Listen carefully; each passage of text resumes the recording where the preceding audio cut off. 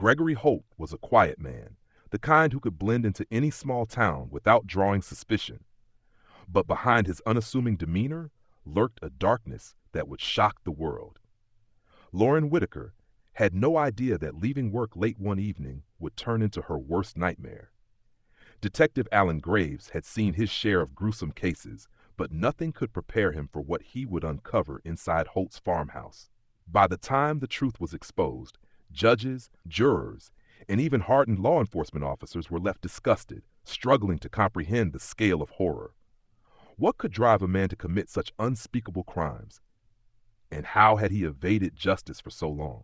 The town of Ravenswood was the kind of place where nothing ever seemed to happen. Nestled between rolling hills and dense forests, it was a quiet community where neighbors knew each other by name, doors were rarely locked, and crime was almost unheard of. That sense of security was shattered when 22-year-old Lauren Whitaker vanished without a trace. Lauren was well-liked, hard-working, and had no history of trouble. She had spent the evening working her shift at Mel's Diner, a popular local spot where she had been a waitress for the past 2 years. It was a routine night, nothing out of the ordinary. She clocked out, waved goodbye to her coworkers, and stepped outside into the cool night air. But she never made it home. The next morning, her car was found in the parking lot, keys still in the ignition, her phone resting on the passenger seat. There were no signs of a struggle, no indication of where she might have gone. It was as if she had simply vanished into thin air. Panic set in quickly.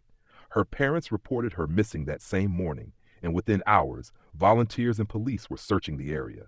They combed through nearby streets, questioned customers and employees at the diner, and reviewed security footage from surrounding businesses.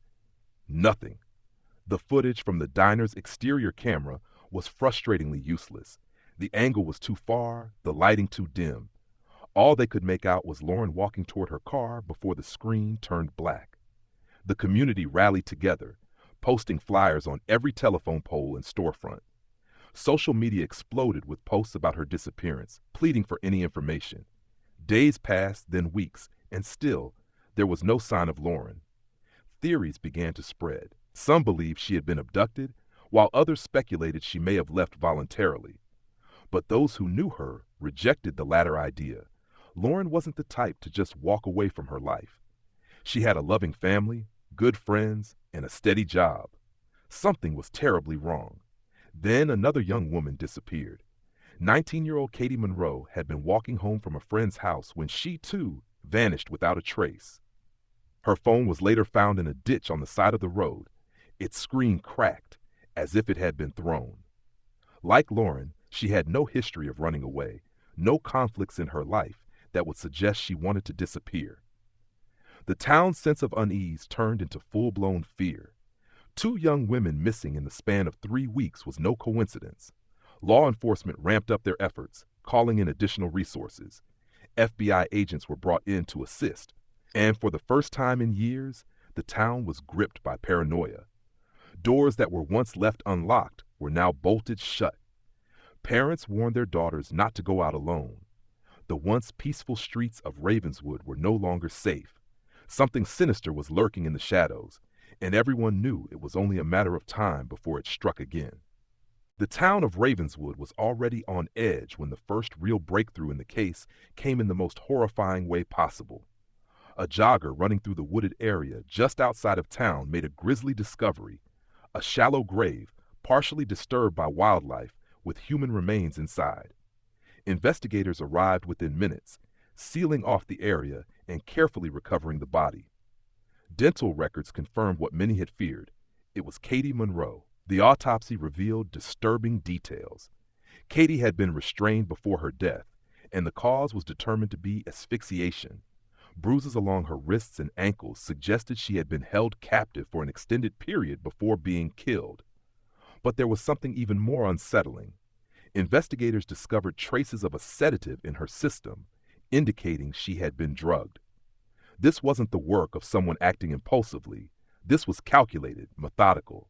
The killer had planned every step. With this discovery, the case was officially classified as the work of a serial predator. The FBI expanded their investigation, going back through old missing persons reports to see if similar cases had been overlooked. What they found was alarming. Over the past 12 years, at least 6 other women had vanished under eerily similar circumstances from nearby towns. Their disappearances had never been linked, as they had occurred years apart and in different jurisdictions. But now, with Katie's case providing fresh evidence, it became clear that the same person was responsible. Detectives turned their focus to potential suspects, searching for anyone with a history of violence or suspicious behavior. They interviewed known offenders in the area, checked parole records, and re-examined witness statements from the nights Lauren and Katie had disappeared. Despite their efforts, no strong leads emerged. Whoever was behind these crimes was careful, too careful. Then came another crucial piece of evidence. A forensic team analyzing the crime scene near Katie's burial site found something unexpected: tire tracks. The prints were deep, suggesting a heavy vehicle, possibly a truck or van. Analysts determined that the tread pattern matched an older model pickup. Investigators cross-referenced this with vehicle registrations in the area, focusing on anyone with a criminal record. One name immediately stood out: Gregory Holt. Holt was a 46-year-old handyman who lived in an isolated farmhouse on the outskirts of town. His past included a few arrests for assault and stalking, but nothing severe enough to put him on law enforcement's radar, until now. A witness came forward, stating they had seen a truck matching Holt's near the diner on the night Lauren vanished. Another person recalled seeing the same vehicle parked along the road where Katie's phone had been found. With mounting suspicion, police obtained a warrant to search Holt's property. They had no idea what they were about to uncover. The answers to the town's darkest fears were hidden behind the walls of his home, waiting to be exposed. Authorities arrived at Gregory Holt's farmhouse just after sunrise, armed with a search warrant and the determination to uncover the truth. The property was eerily quiet, surrounded by acres of overgrown land, with a rusted pickup truck parked near the entrance. The house itself looked neglected, its paint peeling, windows smudged with dirt, and an unsettling stillness in the air. Officers knocked on the door, but there was no answer. Moments later, they forced their way inside, and what they found would haunt them forever. The living room appeared normal at first glance: old furniture, scattered newspapers, and a television set covered in dust. But as they moved deeper into the house, the atmosphere changed. The kitchen was filled with rotting food, and an overwhelming stench lingered in the air. Then, in the hallway leading to the basement, officers noticed something strange: scratches on the walls, uneven marks as if someone had clawed at them. That was when they heard it: a faint noise, almost imperceptible, coming from below. Descending the basement stairs, investigators found themselves in a nightmare.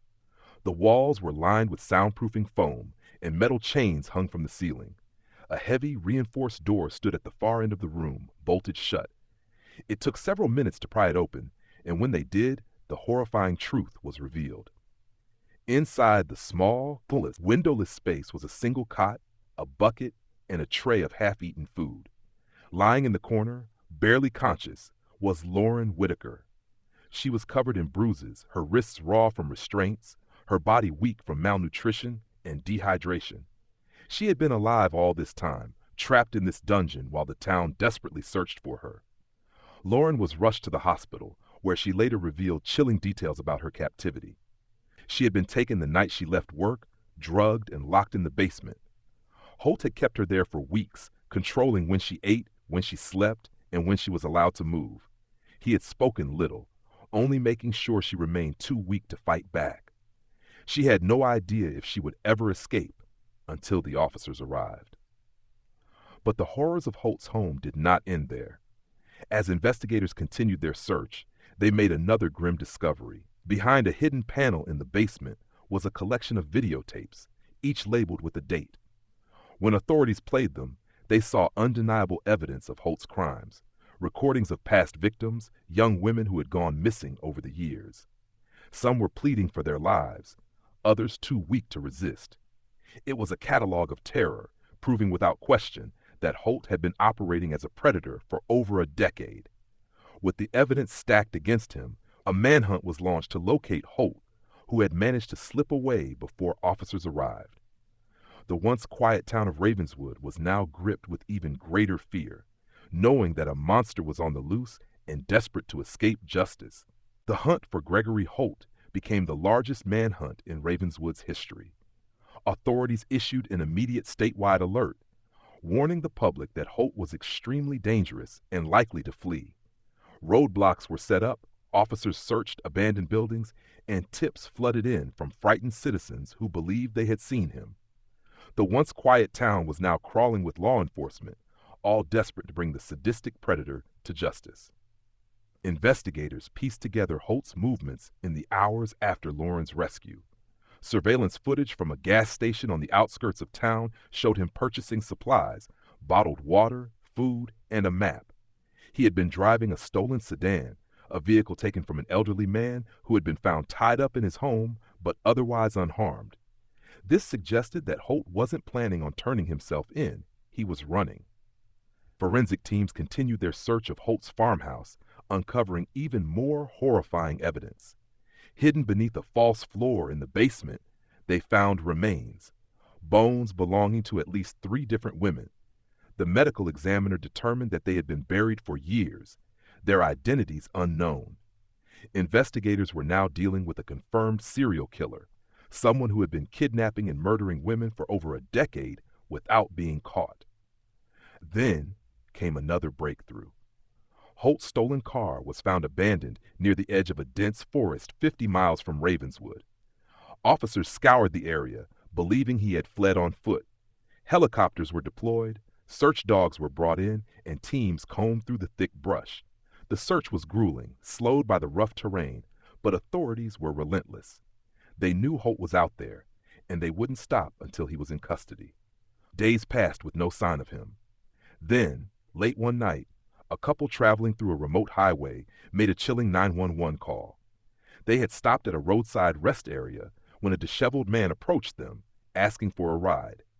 The man seemed nervous, unsteady, and when they refused, he became aggressive. Sensing danger, they quickly drove away, but not before recognizing the face from the news, Gregory Holt. Law enforcement swarmed the area, surrounding the rest stop and the nearby woods. Officers moved cautiously, knowing Holt was dangerous and likely armed. The standoff didn't last long. As they closed in, Holt made a desperate attempt to run, but he was no match for the officers closing in from all directions. Within minutes, he was tackled to the ground, restrained, and taken into custody.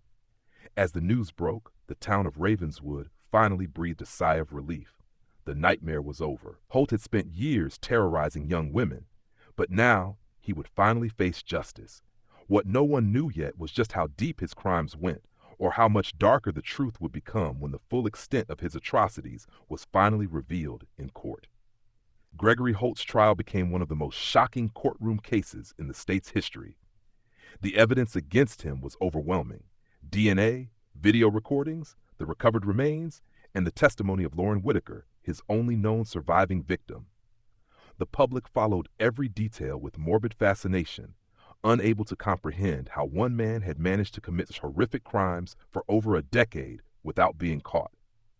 The prosecution painted him as a calculated predator who had stalked, kidnapped, tortured, and killed multiple women, leaving a trail of destruction in his wake.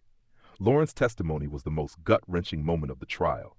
With a trembling voice, she described her abduction, the weeks she spent in captivity, and the inhumane conditions she endured.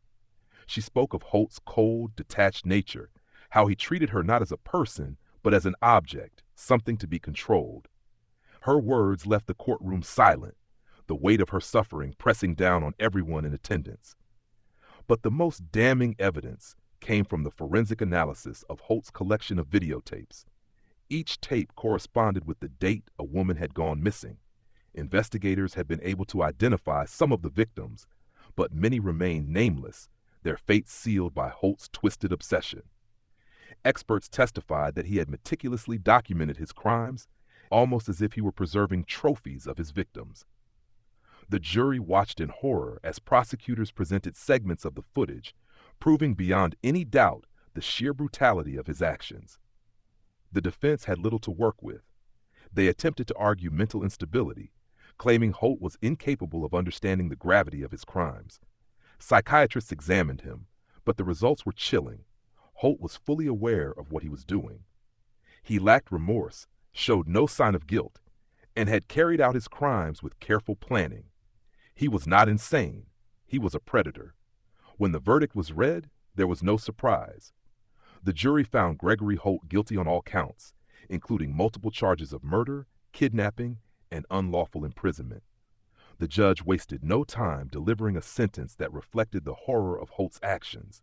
200 years without the possibility of parole. It was the maximum penalty allowed under the law, ensuring that Holt would die behind bars, never again able to harm another innocent victim.